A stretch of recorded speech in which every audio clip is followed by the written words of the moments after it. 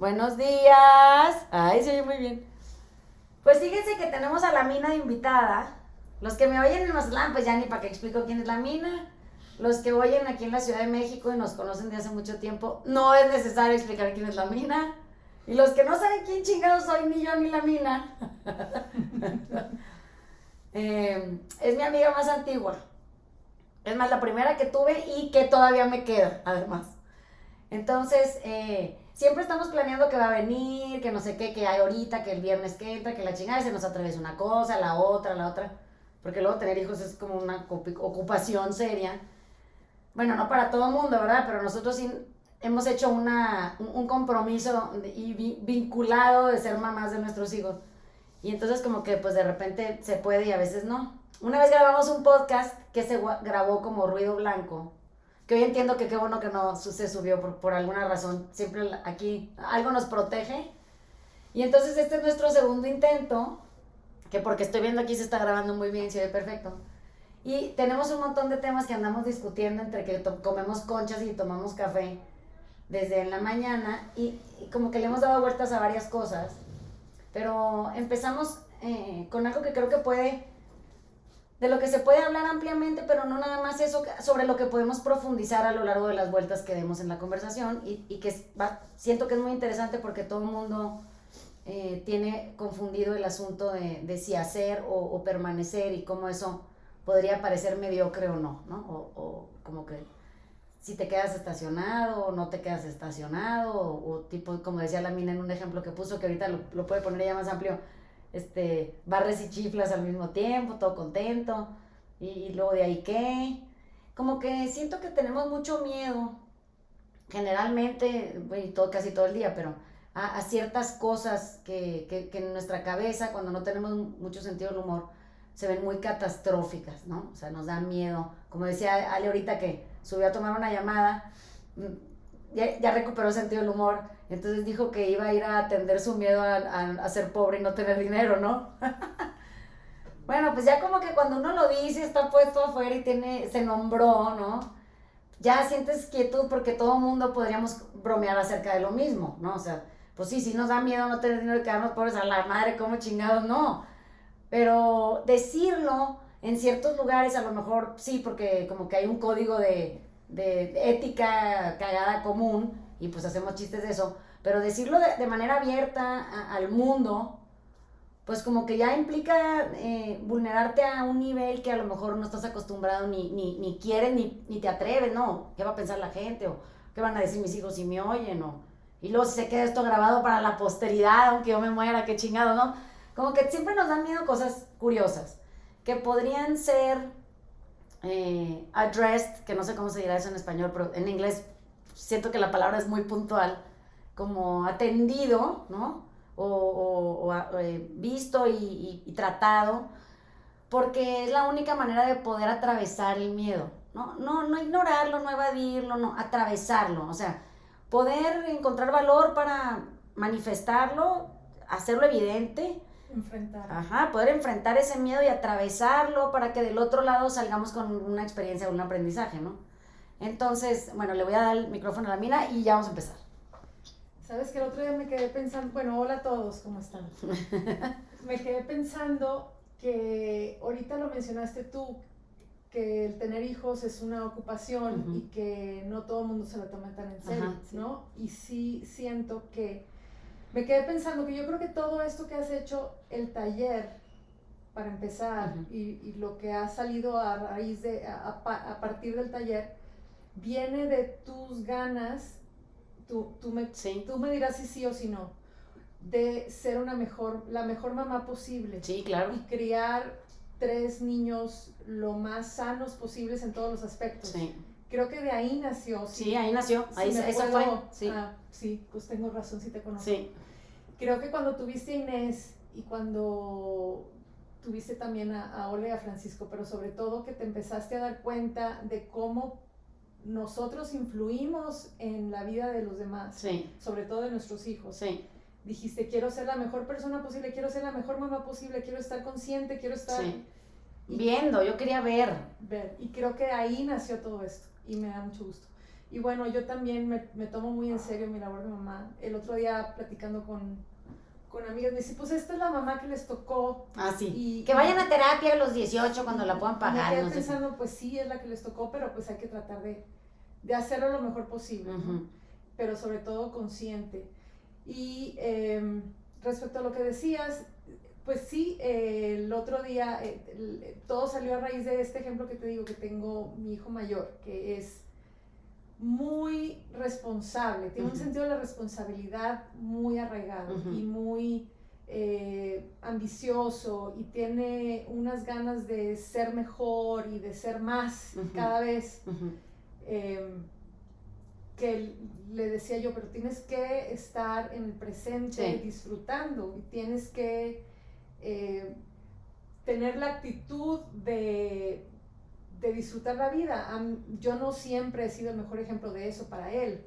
Yo también tengo muchos momentos hasta el presente de estar angustiada y mortificada y tener a flor de piel mis miedos y estar actuando desde ahí. Pero bueno, uno trata siempre de decirle a los hijos, aunque lo que te tienes que decir a ti mismo también, ¿no? Como una especie de coco wash. Yo siempre hablo de lo que quiero que suceda, aunque no lo esté viviendo a full, pero es mi manera de yo... Sí, manifestarlo, ¿no? Sí. Y le decía que puedes estar en un avión privado, no sé, viajando con unas amistades y estar preocupada porque al hotel que eligieron llegar no es el que tú querías, y a la reservación que le hicieron del restaurante no te gusta lo que van a dar de comer, y realmente estás enfurruñada y quieres comprarte cosas y no... Que no necesitas. Que no necesitas, obviamente, pero que aparte quieres escondérselas del marido, y quieres sacar la lana y no te da lo suficiente, y te da, pero no te alcanza para lo que quieres, y quieres más. Y esa actitud es lo que estás viviendo por dentro. La vida es interior. Mucha carencia, ¿no? Yo le digo la vida interior. Entonces tú puedes tener una vida interior de carencia, de estar enojada, de no tener suficiente. Y también le decía a mi hijo, mira al señor que está barriendo, que está chiflando, que está moviendo las pompis y casi bailando, haciendo su trabajo, cómo es su vida interior. Entonces realmente le llaman actitud.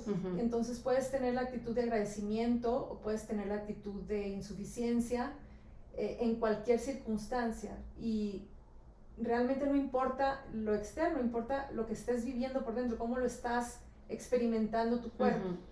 Y eso es bien importante. Ahora, lo decimos, pero luego no lo vivimos, ¿no? Fíjate que ahorita que estás diciendo eso, estoy pensando que al principio de la grabación, que estábamos hablando de los hijos, porque luego la Mini y yo nos juntamos y pues como ya nos conocemos de la vida todo, pues ya hablar de los hijos como que ya es lo que sigue, ¿no? O sea, ya nos ponemos al día en tipo qué pasó con uno y el otro es.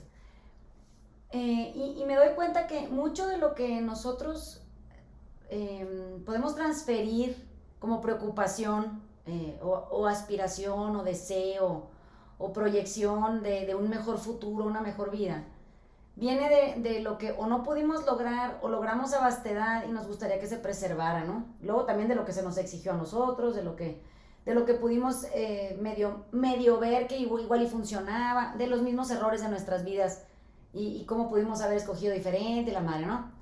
Pero eso siempre he sentido que viene desde mi necesidad de querer controlar el resultado de la vida de mis hijos. O sea, que claramente me encantaría que pues pudieran tener una mejor vida que la que sea que pudiéramos haber vivido nosotros o le pudiéramos haber ofrecido a alguien. Pero al mismo tiempo siento que esa sería mi aspiración. O sea, no necesariamente es el deseo de mis hijos, ¿no? Cada quien es muy diferente. En mi casa todos tienen su propia ruta y andan en su propio camino y tienen sus propias ideas de la vida y son muy chiquitos. O sea, pues si la más grande tiene 18, pues de ahí para abajo, ahorita tú cumple 13, entonces como que estamos atorados en este pedacito. Y me llama la atención porque de ahí viene lo del tema de la mediocridad. O sea, los adultos estamos muy obsesionados con esta idea de comprometernos con algo y llevarlo a cabo por el tiempo que eso requiera, años incluso, si son necesarios, para poder evitar la mediocridad en cualquier nivel, ¿no? O sea, no quedarte estacionado en el mismo sitio, avanzar no sé qué, lograrse para la china qué cosa, consolidar no sé qué negocio, conseguir no sé qué cuenta en el banco, como decía la mina, bueno, la mesa del restaurante, tal, con el menú, tal, o sea, hasta eso es un símbolo de mediocridad o no, ¿no? Que también hiciste la reservación. Güey, no mames, ya no me siento y traga. O sea, barre y chifla, pues. Pero nos da mucho miedo ser mediocres, eso quiere decir como percibirnos como mediocres, proyectar mediocridad y luego que la gente venga y confirme que sí, efectivamente eres un mediocre, ¿no? Y la palabra siempre es confusa porque me pregunto yo, oye, bueno, ¿el señor que barre y chifla es mediocre o no? Pues aparentemente no, porque el compa está contento con la vida que tiene barriendo y chiflando. Y luego, hacía una reflexión hace rato, chiflar y barrer no es estático. O sea, no es una actividad que se está llevando a cabo constantemente.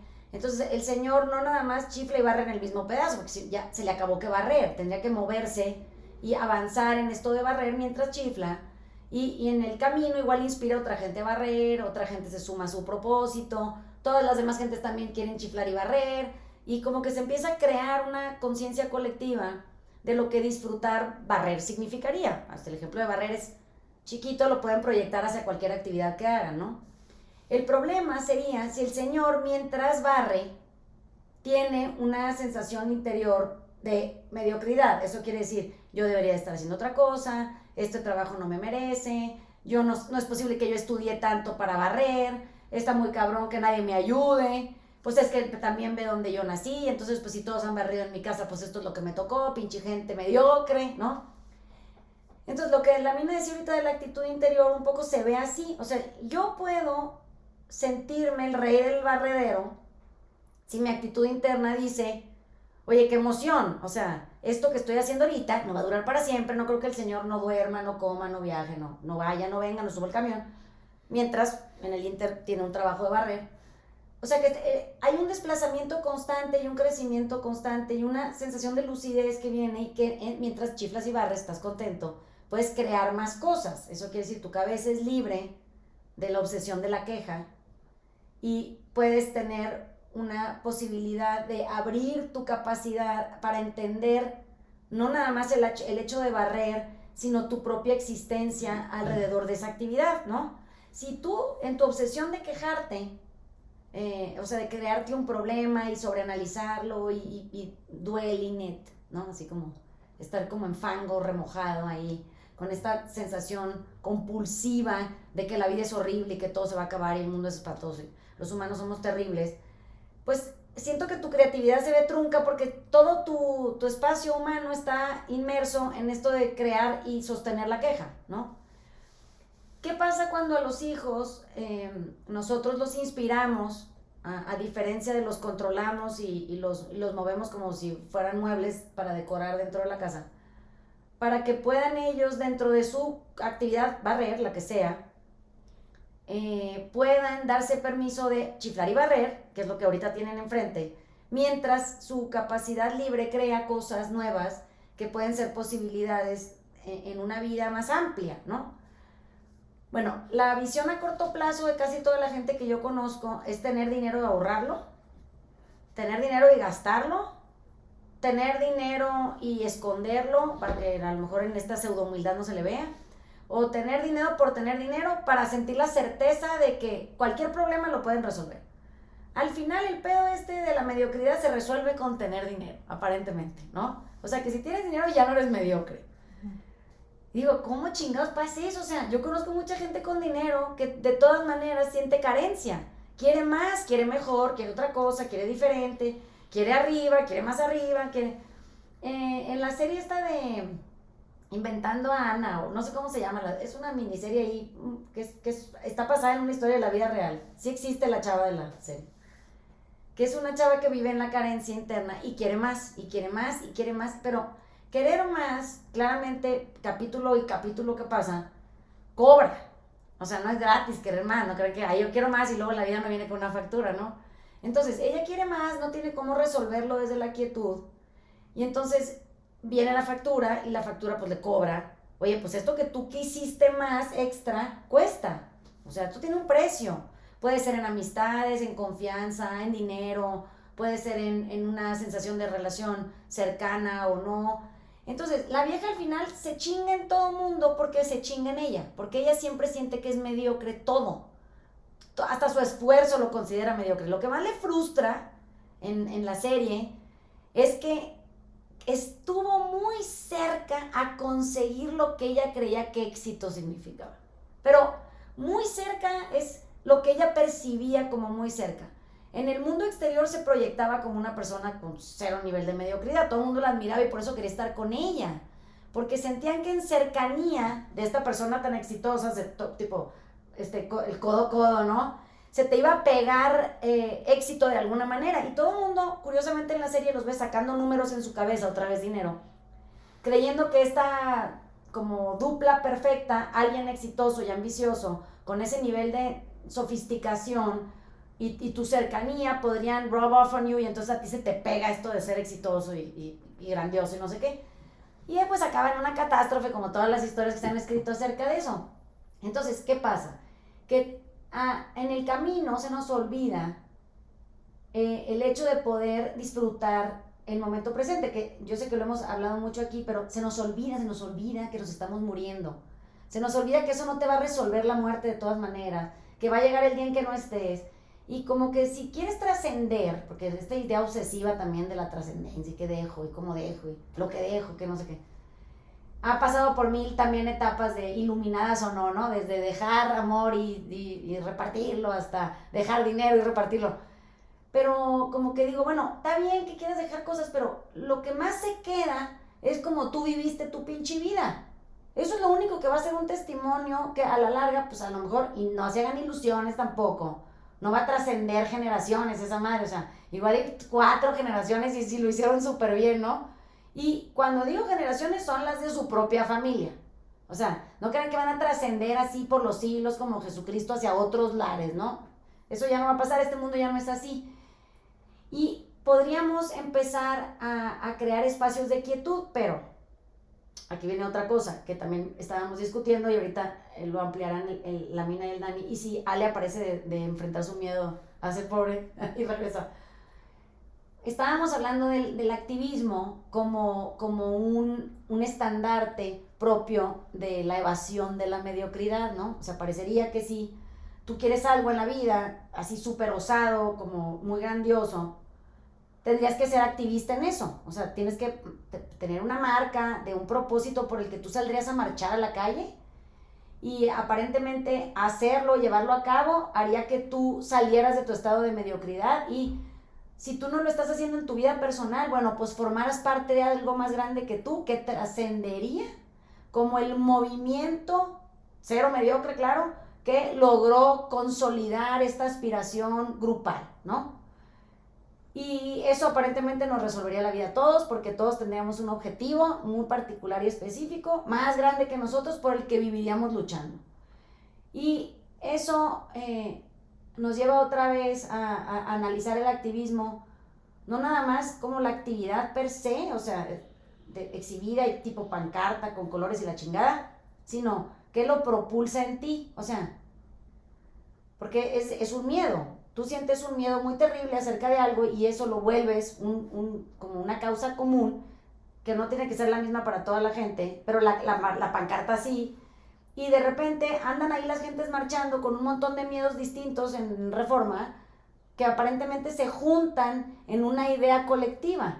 Pero si entrevistamos a cada una de las personas de qué anda haciendo la marcha, pues te van a contar una historia totalmente diferente del miedo que sienten acerca de qué y que quieren expiar ahí, ¿no? O sea, quieren o lavarlo o estandarizarlo o que se lo reconozcan o que se vuelva un movimiento en sí mismo, ¿no? Entonces, pudiendo verlo desde ese lugar y cada quien pues detecte algún activismo por el que saldría a marchar a la pinche calle y ahora nada más vea qué miedo es el que los lleva a ese lugar, ¿no? Siendo muy honestos porque pues al principio suena que no, pues como que no, yo no tengo miedo a nada, ¿no? Sí, no mames. O sea, si tú estás ahí, como les ponía un ejemplo, ¿no? A favor del aborto, pues no es el aborto per se lo que te llevó ahí, cada quien va a tener una explicación de por qué eso es una cosa que debería estar siendo explorada, ¿no?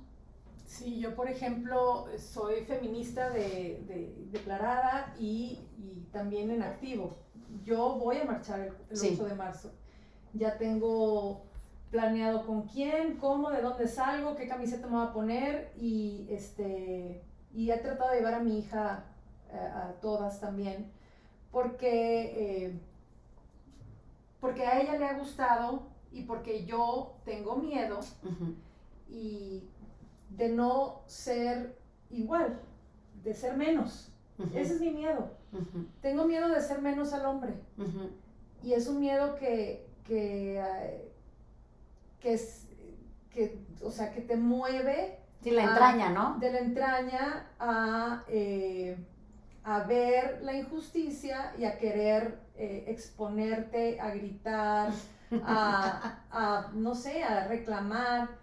Y sí, yo nunca lo había visto como hasta ahorita que me lo dijiste, que el activismo viene de un miedo, pero sí, y ahorita que lo dijiste me quedé, a ver, si yo soy feminista y he marchado, ¿cuál es el miedo que me ha llevado hasta ahí?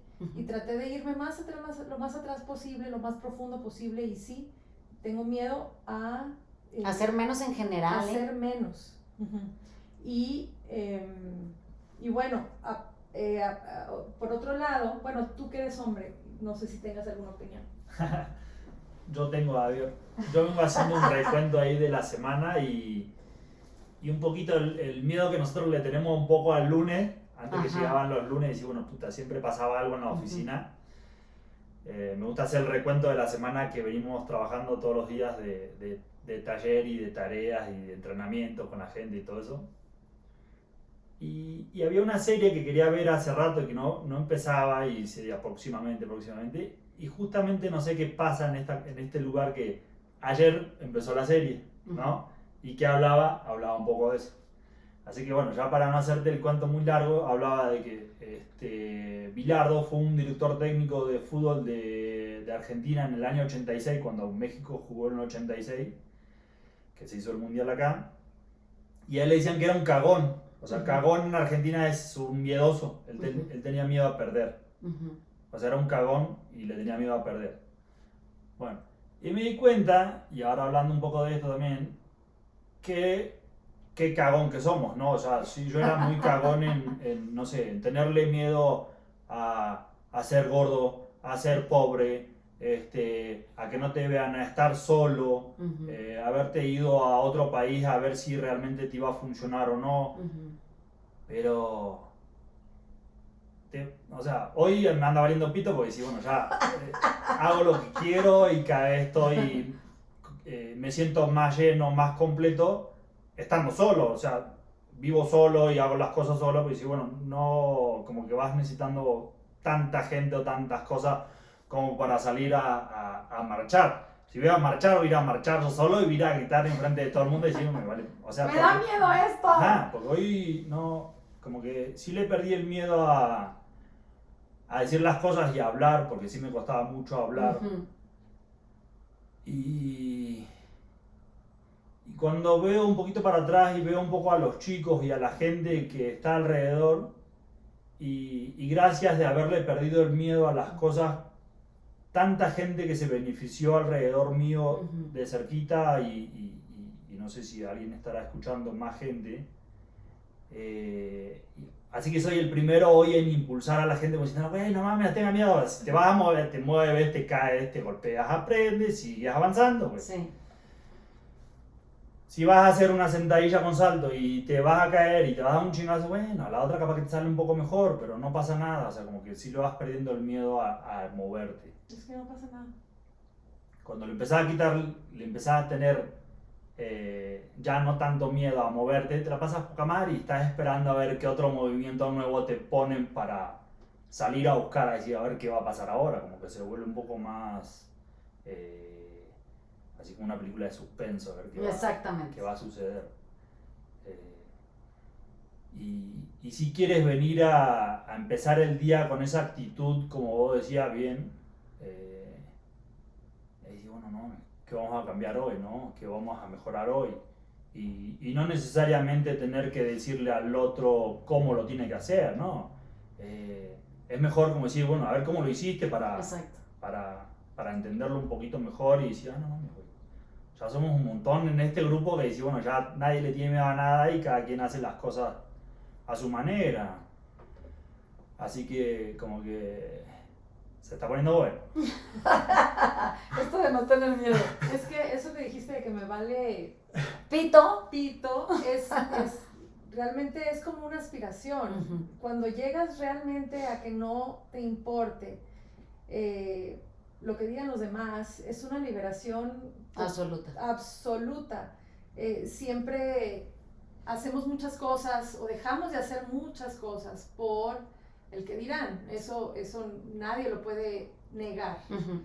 Y sin embargo, en el momento en que empiezas a ser fiel a ti mismo, a lo que tú eres por dentro, a lo que tú quieres realmente, a lo que te está diciendo tus entrañas, y a pesar de que te van a criticar o que a lo mejor ni te critican, a lo mejor te admiran, pero a pesar del miedo que tienes de saber qué es lo que van a decir, es liberador. Siempre que critica a alguien, por ejemplo, cómo se viste tal persona, que se pone, que si tiene la edad apropiada o no, digo, es que realmente vale pito lo que uno opine y vale pito lo que tú le estás diciendo a la otra. Ella se siente feliz así, que se lo ponga. O sea, siempre ha sido nunca ha sido tema para mí el que alguien ande enseñando pierna o escote. No, pues digo, aparte crecimos en Mazatlán, ¿no? Anda la gente encuerada casi todo el tiempo. Nunca ha sido tema para mí, ni la edad.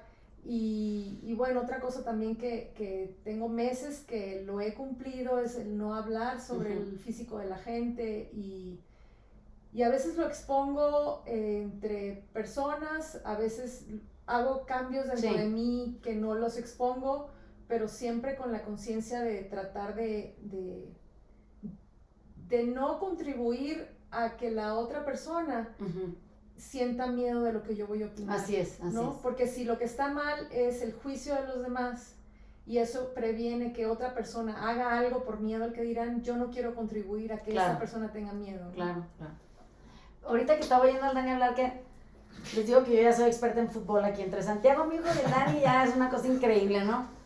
Pero cuando a mí lo que más miedo me daba en la vida, y creo que, o sea, al principio en mi forma joven, digamos, no que sea una anciana, pero vamos a ponerle una etapa de los 15 a los 26 años, mi miedo máximo era la comida. Pinche pánico cabrón que le tenía esa madre yo. Y decía yo, qué raro. Hoy lo veo y digo, qué miedo tan raro, ¿no? O sea, es como un miedo que no puede ser un miedo per se, tiene que haber algo ahí.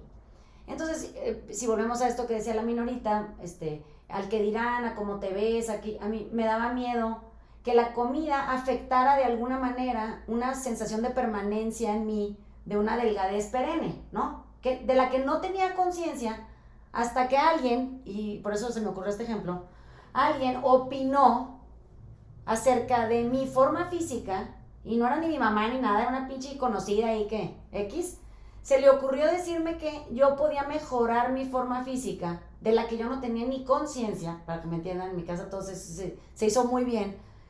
Yo no sabía que yo podía mejorar mi forma física. O sea, tú estabas satisfecha. No tenía idea que existía la posibilidad de mejorar la forma física. No tenías ni opinión. No tenía nada. ¿Te das cuenta que era ciega en esa área? Porque en mi casa, gracias a Dios, por encima de todas las cosas, lo que había que mejorar era la capacidad intelectual. O sea, uno en mi casa podía ser como fuera físicamente, pero no podía ser pendejo, ¿no? Esa era una pinche regla sobre la que hasta la fecha en eso no se puede jugar ahí, ¿no?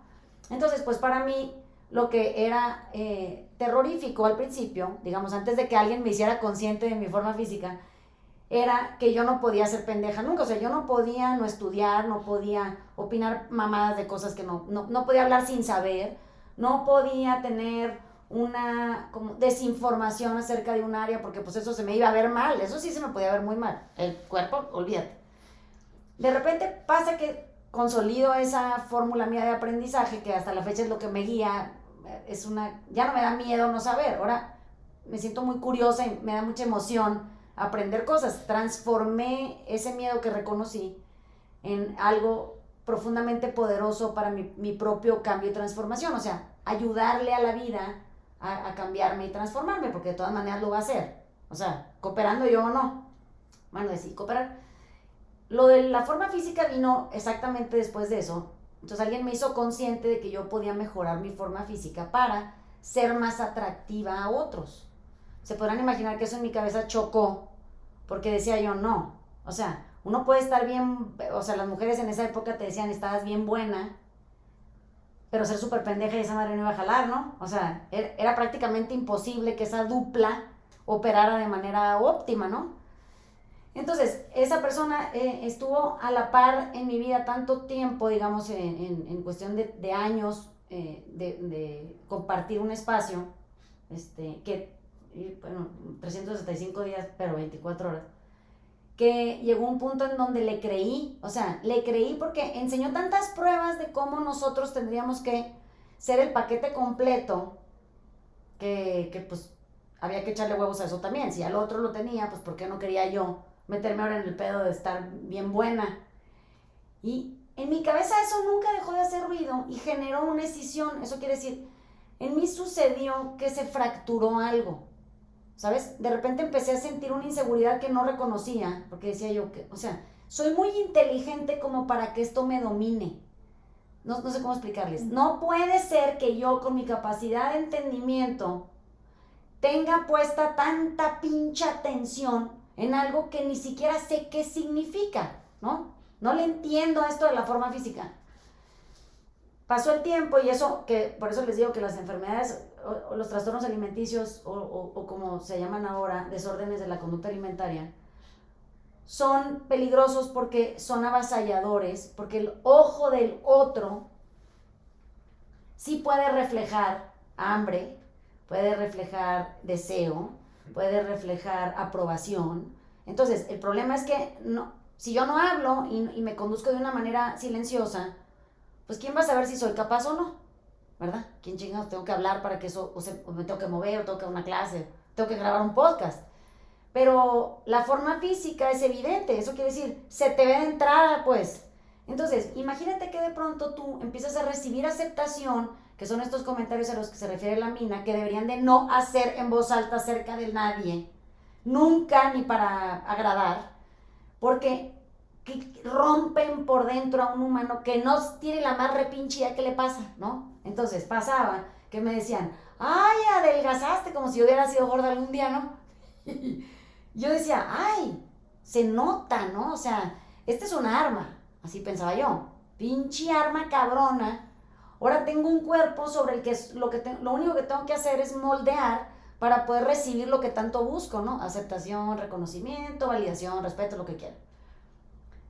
Y sobre esa línea llega un momento en donde el miedo se traduce en lo que puede o no generarte esa facilidad para moldearlo. Esa es la comida, ¿no? O comes o no comes, o te alimentas de manera correcta o no, aparentemente hay una. Y ahora tenemos toda una conversación que se ve muy ilustrada acerca de la alimentación, ¿no? Digo, pinche miedo cabrón que tiene la gente, ahí sigue esa madre, ¿no? Bueno, pasa esa etapa que también resuelvo, porque pues la enfrento, la verbalizo, la explico, me informo, la comparto, la hago evidente, alrededor de mí, por favor échenme la mano cuando vean que ando confundida, que la chingada. Y entonces eso pude brincarlo como brinqué el otro, el charquito, como quieras, un escaloncillo, hombre, no crean que es un abismo ni nada. Y de repente paso a esta siguiente iteración y resulta que me caso, cosa que todavía sepa la chingada cómo logré hacer, porque yo siempre lo he dicho, no soy material matrimonial, o sea, no estaba ni en mis planes en la vida casarme, porque no me veía ni en un vestido con una fiesta, o sea, eso en mi vida no era un check de una lista, ¿no? Me caso y entonces tengo mis hijos, Y de repente, claro, mis miedos a ser madre, que es lo que, como empezamos, ¿no? ¿Qué clase de mamá voy a ser? No mames, con todos esos pinches miedos atorados que traigo, que, digo, ahorita dije 2 de tantos, ¿no? Pero creo que esos eran los más evidentes. Y de pronto me da miedo aceptar que la cagué. Y no nada más de mamá, esa la pude corregir rápido porque ese sí es un miedo que simbra. O sea, ese miedo a ser deficiente como padre o madre y que tus hijos vean esa deficiencia en ti y la hagan evidente para ti también. Es un pánico, pero es un pánico que se supera rápido porque los niños son muy prontos en decirte la estás cagando. O sea, es muy rápida la conducta ahí. Bueno, pero el miedo más cabrón era a regresar a mi estado de soltería. Esa madre no entendía cómo lo iba a hacer. O sea, ¿cómo le voy a hacer? ¿Cómo le voy a hacer? ¿Cómo voy a resolver esto? O sea, ¿cómo va a estar mi plan de vida después de aquí? O sea, entonces, ¿en quién me voy a convertir? ¿Y ahora quién voy a ser? ¿Y cómo me voy a redefinir? ¿Y de dónde voy a sacar las herramientas? Esa circunstancia pasa de 2 maneras. O pasa porque tú la provocas, o pasa porque la vida te la trae, ¿no? Que es tu caso. Entonces, imagínate que de repente, yo me acuerdo en nuestras conversaciones, cuando se murió Nacho es el esposo de la Mina, que a mí me daba pánico ver que la vida había escogido por ella y que no le habían preguntado nada. Y decía yo, no mames, ¿esto cómo se resuelve? O sea, ¿cómo pasas de este pinche pozo de pánicos juntos, todos amontonados arriba de ti, porque se te juntan todos? ¿Y qué crees? Que como resulta que tienes 3 hijos, lo vas a tener que resolver sí o sí, no te queda opción. Entonces, siento que mucho de nuestro activismo es porque es más fácil ir al lugar evidente, común, donde toda la gente habla de algo que no tiene nada que ver contigo, sí, pero no muy poco, la verdad. Y no entiendes la traba que implica que traes un chingamadral de miedos atrás que surgen de un sitio muy particular, ¿no? Y cuando, ahorita que decía la Mina, es que, o sea, qué miedo ser menos. Digo, güey, es que no mames, o sea, es menos en todos lados. Menos como hijo, menos como hermano, menos como mujer, menos como hombre, menos como papá, menos como amiga, menos como socio, menos como consumidor, cliente. O sea, en todo el tiempo hay un pánico de desempeñar por debajo de la media establecida, aceptada, requerida. Y eso se puede ver en la forma física, es muy evidente. O sea, volvimos el peso físico, lo volvimos una medida o un estándar de adecuacía. Eso quiere decir, kilos más, tú estás desempeñando por debajo de lo esperado, kilos menos, tú muy bien, hasta cierto número de kilos menos, porque luego ya kilos muchos menos, ya también estás por debajo de la media, ¿no? Luego ya estás muy flaco. Estás desempeñando mal. Entonces, como que digo, bueno, qué increíble que el miedo que nos guía, que nos maneja, que nos hace despertarnos en la mañana y sentir esta pinche nube gris encima, ¿no? De confusión, de incertidumbre, de miedo de enfrentar el día, de amanecer y decir, güey, no mames, ahora que el suspenso que decía el Dani ahorita. Y cómo poderlo notificar como, me dio miedo, o sea, ya lo vi, o sea, me dio miedo levantarme, ok, bueno, pero de todas maneras ya ando aquí, ¿no? Ahorita me voy a poner a hacer esto, es el barrer chiflando. Como que siento que nos deberíamos de levantar para barrer y chiflar, o sea, no importa qué chingados barres, ni qué te esté estorbando en el camino, ni si la banqueta es la del vecino y el problema que estás barriendo es el de al lado, o sea, es irrelevante mientras entendamos que el único privilegio que no podemos negar es capacidad. O sea, sí sabemos que sí sabemos. Y eso es común para toda la humanidad. No hay ni un humano que no sepa que sí sabe. Y entonces, cuando eso lo reconoces ahí y dices, ok, sí sé que sí sé, pues me estoy haciendo de la pinche vista gorda por cagona, como dice el Dani, que me dio miedo, pero pues es o barro y chiflo o me muero, porque no me queda de otra, ¿no?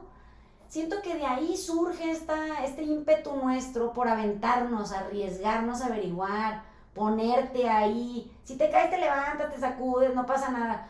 Pero perderle el miedo a este colectivo juicioso que aparentemente, no sé por qué pensamos que tiene los ojos puestos sobre nosotros, que eso es falso, porque cada quien está pensando en sus propios miedos.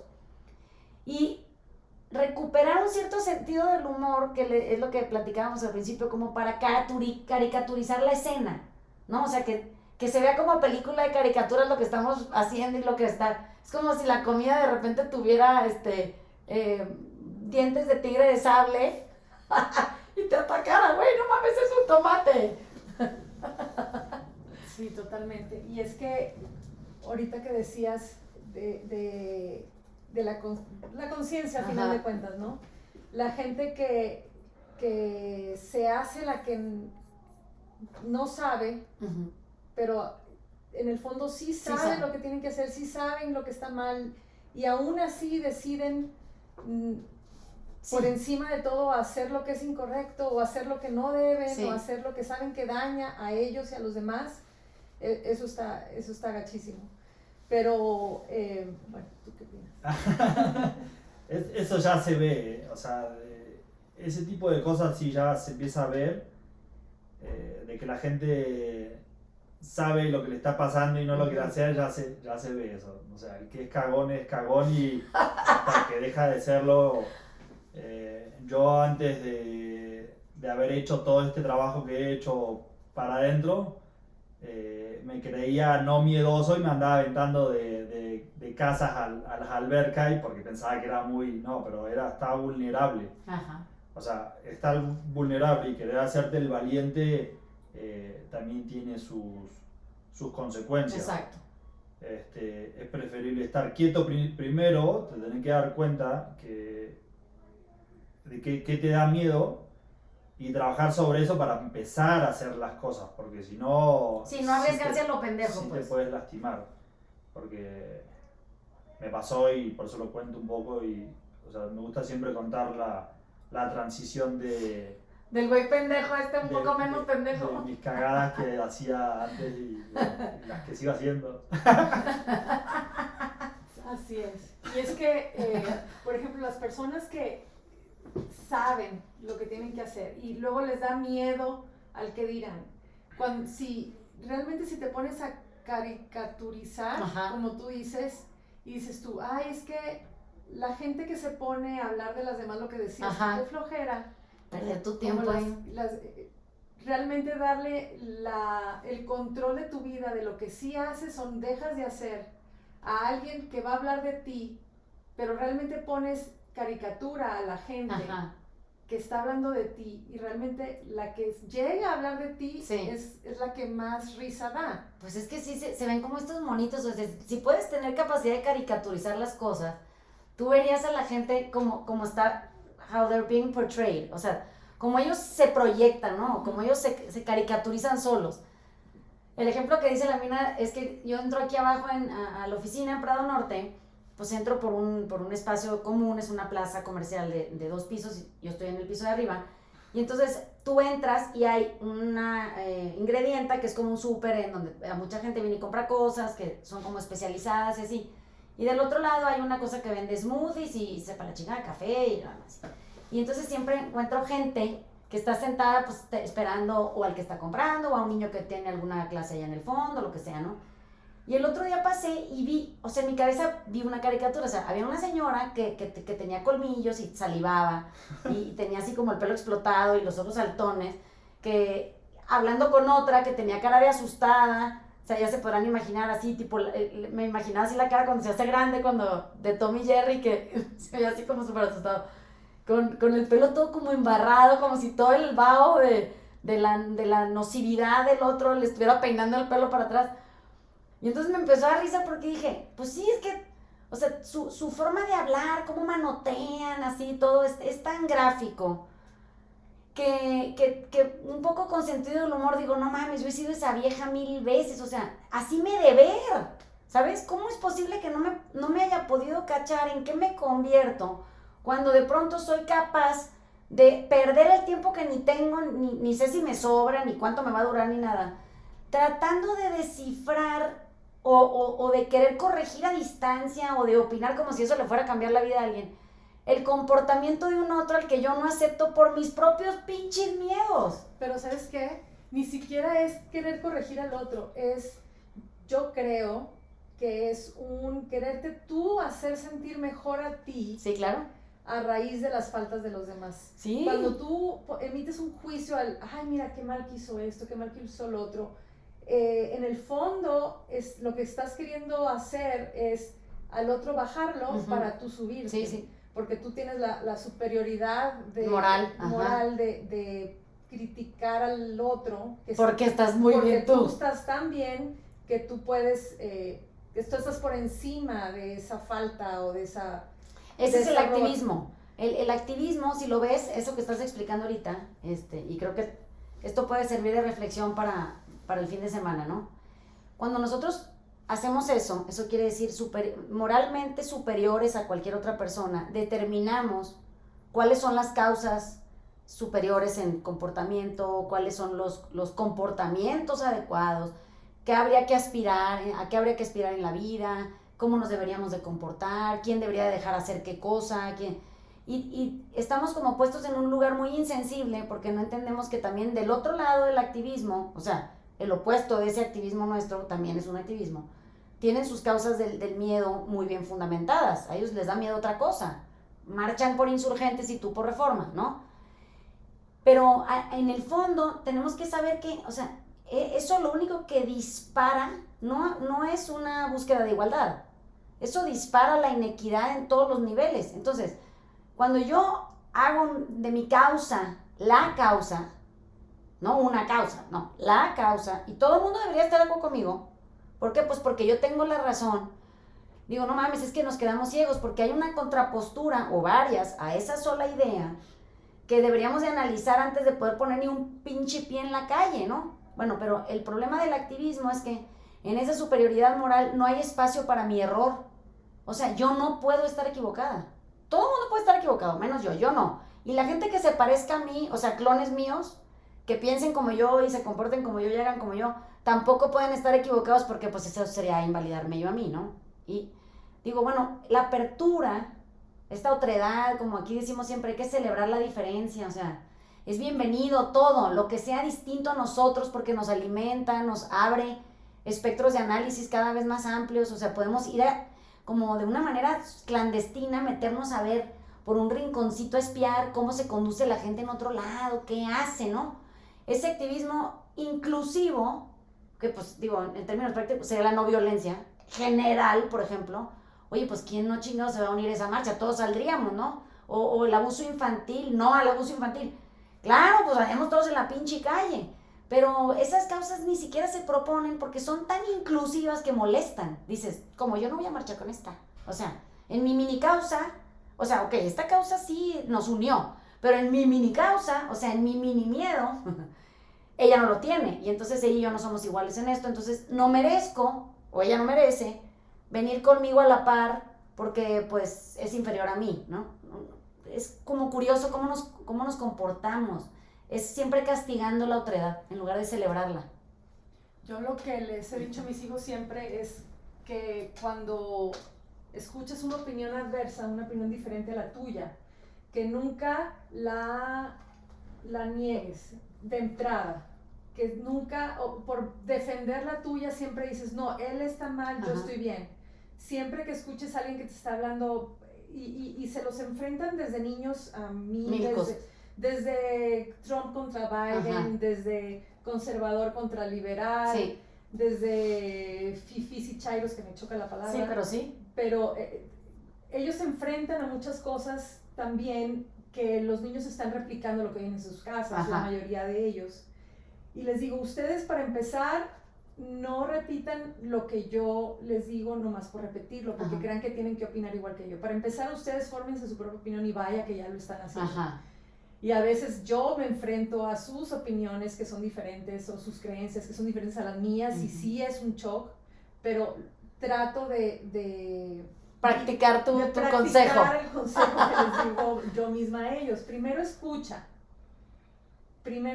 es bien importante escuchar, y escuchar significa ser como una esponjita que vas a absorber lo que te están diciendo y luego ya tú te quedas con eso o no te quedas con eso, pero siempre di, es que a lo mejor sí tiene razón. Claro. Siempre piensa que a lo mejor sí. Ya después de que escuchaste y de que tú analizaste, puedes decir, pues no estoy de acuerdo. O estoy sí, medio de acuerdo. O algunas cosas sí, algunas cosas no, pero nunca deseches algo que te están opinando contrario a ti de entrada. Siempre escucha y di, pues a lo mejor sí. Sí, igual y sí, claro. Después, analizas y ya decidirás, pero no rechaces de entrada, ¿no? Vamos a... El otro día leí una frase que creo que es de Krishnamurti o alguna persona así súper iluminada, ¿no? Y luego hay gente muy iluminada que digo, hijo de la chingada, qué envidia, carajo. O sea, esas sí son formas superiores de aceptación, ¿no? Creo que sí es de Krishnamurti. Y decía que el nivel de inteligencia más alto que hay en la vida es cuando uno observa y escucha sin evaluar. Y que si tú logras eso, tú ya estás del otro lado. Entonces, esta madre me pegó en el corazón. Yo dije, yo quiero ser esa. O sea, yo quiero ser la vieja que escucha y observa y no evalúa nada. Y que llegas como a ese lugar en donde todo es aceptante, donde todo el mundo tiene derecho a existir como existe, cambiar cuando quiera, no cambiar si no quiere. Pero que en mí no quepa ni un ápice de rechazo. Y como dice la mina, para no contribuir a esa puta causa que nos viene matando a todos, ¿no? Esa sensación del rechazo y el pánico que nos da que nos rechacen, surge de ahí, de estar siendo evaluados constantemente, autoevaluados, que ya, digo, ya está, lo hicimos un sistema interno de operación, pero no contribuir a que el otro tenga que evaluarse, ¿no? Tipo, el ejemplo ese que les pongo de alguien opinando acerca de cómo esculpir mi forma física. No mames, ¿qué chingado significa eso? O sea, ¿dónde me debería de poner la rodilla o qué? En una caricatura así se vería. Tú puedes tener una mejor forma así física, ¿dónde? ¿La oreja en el dedo gordo del pie o cómo? Sí, pero es que el juicio es tremendo. Es tremendo y es así como como que sale, brinca. It triggers you. Sí. Te triggerea. Pues no sé si esa palabra existe en español, pero te pica los botones de la reestimulación. Nos da miedo. Es miedo. Es miedo a no caber, no mamen. Como si cupiéramos. No cabemos. Entonces, les mandamos besos. Dani, ¿quieres decir algo más? Sí, no sean cagones. No sean cagones. Se va a llamar el podcast o no sean cagones o chiflando y barriendo, no sé cómo le vamos a poner. Ya verán cuando salga, se van a acordar de nosotros en esta conversación. Bueno, les mandamos besos. Invitaremos a la mina siempre que quiera venir y pueda. Entre más voces tenemos aquí, siempre nos hace feliz porque, como que es refresco de un pensamiento, ¿no? Siempre como que hay, qué emoción hablar de eso ahora. Y hagan la tarea, oigan, porque a mí me preocupa mucho que luego de repente los podcasts suenan muy bien y decimos, ay, sí, qué increíble, yo quisiera ser así, pero no estoy haciendo nada para ser así, ¿no? O sea, sí estoy barriendo, pero no estoy chiflando, pues. Sí, o sea, y fíjate, ahorita iba a decir, y hay que hacer esto, ajá, apuntando para afuera. Ajá. Y realmente lo que importa es que lo que uno hace, es que lo haga yo. Entonces, a mí misma, la teoría que ya te sabes, sí, aplícala. Uh-huh. Deja de postergar juicios. Sí. Deja de opinar en cosas que a la gente realmente no le importa mi opinión. No, ni le suma. Y deja de emitir juicios. Sí, o sea, yo digo que barran y chiflen. O sea, no tienen que escoger o barrer o chiflar. Pueden barrer chiflando. Y yo creo que esa sería la máxima en la vida, ¿verdad? O sea, andar barriendo y chiflando. Como si vinieran en conjunto, ¿no? O sea, observando sin evaluar, escuchando sin evaluar. Eso sería barrer chiflando. Me imagino que ese señor no tiene ni una sola opinión. Porque si está chiflando mientras barre acerca de nada de lo que está pasando, ¿no? Pero tenemos también que... para otro tema o sí, para otro día, evaluar si es parte de la naturaleza humana o no. ¿Opinar? O omitir juicios. Ay, creo que no, creo que los niños no juzgan nada, somos nosotros con nuestro contenido futuro, ¿no? O la expectativa que nos pusieron, pero los niños son bien curiosos y, o sea, todo les parece bien, no tienen contexto y todo preguntan, todo quieren averiguar, todo les parece increíble, como que no hay nada detrás de un niño que esté tan condicionado hasta que lo condicionan, uh-huh, como para poder empezar a emitir juicios de valor, que son propios de un adulto muy miedoso. Es el miedo del adulto que frena a los niños. Exactamente. Sí, totalmente. Exactamente. Bueno, les mandamos besos. Nos vemos el viernes que entra. Sean felices, por favor, el fin de semana, chiflen, barran y no sean cagones. Chao.